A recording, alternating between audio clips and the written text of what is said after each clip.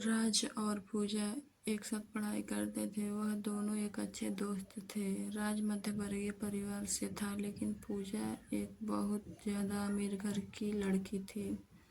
दोनों साथ में पढ़ाई करते थे और साथ में ही कॉलेज पढ़ने जाया करते थे। दोनों के घर एक ही गांव में थे, इसी कारण से दोनों कॉलेज के बाहर खेलने भी जाया करते थे। ऐसे में राज और पूजा दोनों में काफ़ी ज़्यादा गहरी दोस्ती हो गई थी। दोनों में काफ़ी ज़्यादा मित्रता होने के कारण दोनों एक अच्छे दोस्त बन गए थे। लेकिन दोनों आपस में कभी प्यार की बातें नहीं किए थे, मतलब कि कभी दोनों एक दूसरे से जाहिर नहीं किया था कि वह एक दूसरे को प्यार करते हैं। धीरे धीरे इनकी दोस्ती और गहरी बनती गई और इन दोनों को दोस्त के साथ रहने की आदत पड़ गई और दोनों कभी भी अलग नहीं रह सकते थे। धीरे धीरे राज को पूजा से बेइंतहा प्यार हो गया, लेकिन पूजा को इस बारे में नहीं पता था। पूजा हमेशा से चाहती थी कि वह एक अमेरिका तथा विदेश में रहने वाले लड़के से शादी करेगी जो बहुत ज़्यादा अमीर होगा। लेकिन राज का एक मध्य वर्गीय परिवार से था, इसी कारण से पूजा के ध्यान राज पर नहीं गया। पूजा हमेशा से ही चाहती थी कि हमें अमेरिका में रहने वाले लड़के को जो बहुत ज़्यादा कमाता है, मैं उसी के साथ शादी करूंगी और उसके साथ पूरी ज़िंदगी भर खुश रहूंगी। धीरे धीरे समय बीतता गया। पूजा का शादी की उम्र हो चुकी थी। उसके माता पिता भी लड़के ढूंढने की तैयारी कर रहे थे। जैसे ही एक दिन पूजा राज से कहती है कि मेरे माता पिता मेरे लिए लड़का ढूंढने का प्रयास कर रहे हैं, तो उसके बाद राज के पैरों तले जमीन निकल गई, क्योंकि राज पूजा से बेइंतहा प्यार करता था। लेकिन राज पूजा के मन के बात को जानता था कि पूजा हमेशा से अमीर लड़के से शादी करने के लिए चाह रही थी। ऐसे में अगर राज पूजा से शादी की बात करता तो उसे बुरा भी लग सकता, इस कारण से वह चुप ही रहा और जो हो रहा उसे होने दिया। धीरे धीरे जैसे ही उसके माता पिता लड़का ढूंढने का प्रयास करने लगा था, वैसे ही एक अमेरिका से लड़का आया था शादी करने के लिए, जिसका नाम पीयूष था। बहुत ज़्यादा अमीर घर का लड़का था। वह अमेरिका में जॉब करता था। उसकी महीने की कमाई करीबन 500 प्रति घंटा थी। जैसे जैसे शादी के बाद चलता गया, वैसे वैसे राज की ज़िंदगी खराब होने लगी। वह अपने आप में किसी भी चीज़ पर ध्यान नहीं दे रहा था, साथ ही पढ़ाई लिखाई पर भी ध्यान नहीं देता था। राज को पूजा के जाने का गम सताने लगा था। वह चाहकर भी इस बात को नहीं बोल सकता था कि राज पूजा से शादी करेगा, क्योंकि राज की उतनी अपनी हैसियत नहीं थी जितनी हैसियत के लड़के के बारे में पूजा हमेशा सोचा करती थी और राज को भी बताया करती थी। बात फाइनल होने लगी थी शादी की। पूजा और राज के बारे में काफ़ी लोगों को बहुत ज़्यादा पता था कि यह दोनों हमेशा साथ रहते हैं, हो सकता है इन्हीं दोनों की शादी हो रही हो। उसके बाद एक दिन पूजा राज से कहती है कि मेरी तो शादी होने वाली है, क्या तुम अपनी शादी नहीं करोगे? राज कहता है कि मेरा अभी शादी करने का मन नहीं है, पहले तुम कर लो, उसके बाद मेरा मन होगा तो मैं बाद में शादी कर लूँगा।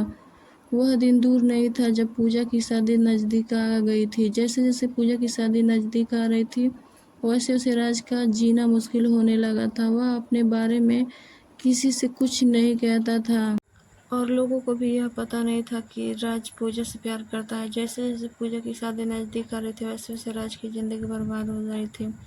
राज जब एक दिन देखता है कि पूजा के घर में बहुत सारे आदमी आए हैं और उसके घर में पीयूष, जिससे पूजा की शादी होने वाली थी, वह भी आया हुआ था। राज सब कुछ समझ गया कि पूजा की शादी फिक्स होने वाली है और राज मन ही मन अपनी औकात पर पछता कर रहा था कि अगर मेरे भी औकात होती ज़्यादा पैसे की तो आज पूजा अमेरिका नहीं जा रही होती।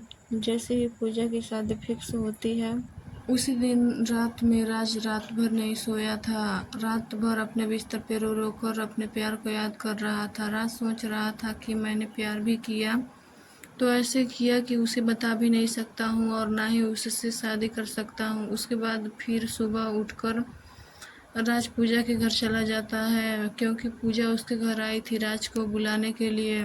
पूजा की शादी में महज कुछ ही दिन बाकी थे। पूजा अपने शादी को लेकर बहुत ज़्यादा खुश थी, इधर राज अपनी ज़िंदगी को लेकर।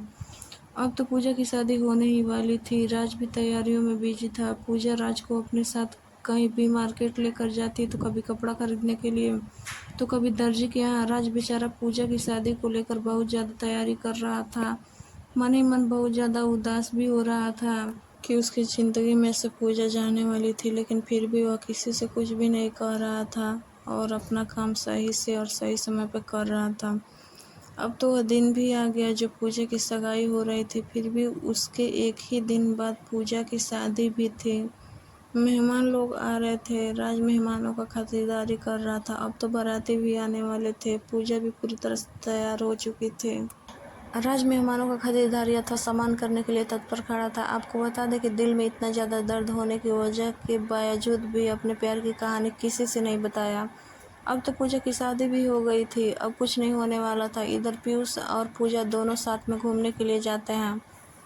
दोनों साथ में जब घूमने जाते हैं तो एक मॉल में जाते हैं शॉपिंग करने के लिए। पूजा और पीयूष दोनों जैसे ही मॉल में शॉपिंग करने के लिए अंदर जाते हैं, तो पीयूष को किसी प्रकार का काम याद आ जाता है। वह कहता है कि तुम गाड़ी लेकर अपने घर चली जाओ, मैं काम करके वापस घर आ जाऊंगा। जैसे ही गाड़ी लेकर पूजा घर आ रही थी, तो गाड़ी में पीयूष का मोबाइल छूट गया था। उसके मोबाइल पर एक लड़की का फ़ोन आ रहा था, जिसका फ़ोटो भी उसके कॉलर आईडी पे लगा हुआ था। वह लड़की ज़्यादा अच्छी तो नहीं थी, फिर भी गलत अवस्था में फ़ोटो लगा हुआ था। यह देखकर पूजा को गुस्सा आ गया और उसने सोचा कि ये कौन लड़की है जो मेरे पति को फ़ोन कर रही है।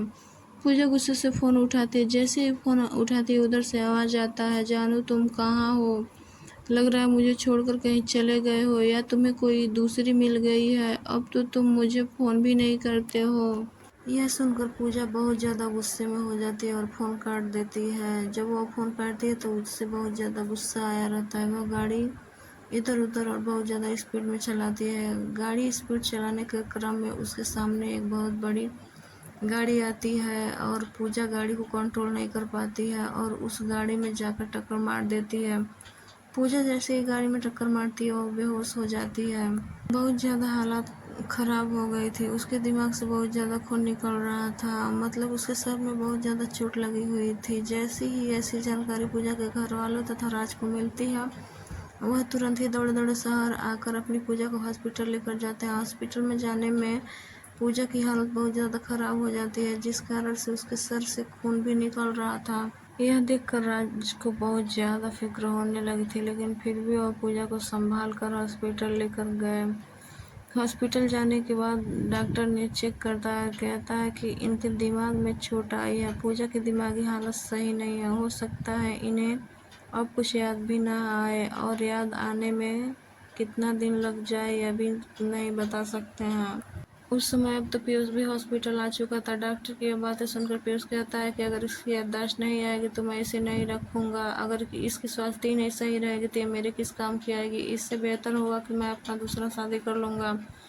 आप लोग अपनी बेटी को देख लीजिएगा। यह बात पीयूष कहता है पूजा के माता पिता से, लेकिन पूजा के माता पिता इन सभी बातों को नहीं सुनना चाहते थे, क्योंकि उनकी बेटी का तबीयत बहुत ज़्यादा ख़राब थी। वह जल्द से जल्द चाहते थे कि उनकी बेटी पूजा पहले जैसी हो जाए, उसके बाद जो होगा देखा जाएगा। इधर पीयूष कहता है कि अगर इसकी तबीयत और इसकी दिमागी हालत पूरी तरह से सही हो जाए तो मुझे बता दीजिएगा। और साथ में पीयूष यह भी कहता है कि अगर इसका दिमागी हालत सही नहीं हो रहा है तो मुझे मत बताइएगा, मैं दोबारा शादी कर लूँगा। यह सुनकर पूजा मन ही मन रो रही थी, लेकिन राज उसे दिलासा दिलाया था कि सब कुछ सही हो जाएगा, तुम बस सही हो जाओ। तभी पूजा को छोड़कर पीयूष चला गया, लेकिन उसकी देखरेख करने के लिए राज पूजा के माता पिता वहाँ मौजूद थे। और फिर जितना भी काम लगता, मेडिकल, दवाई, आना जाना या कोई भी काम राज किया करता था। सुबह हनी, नाश्ता, फल पूजा को लाकर दिया करता था, जिसके कारण पूजा को इस पर ज़्यादा प्यार आने लगा।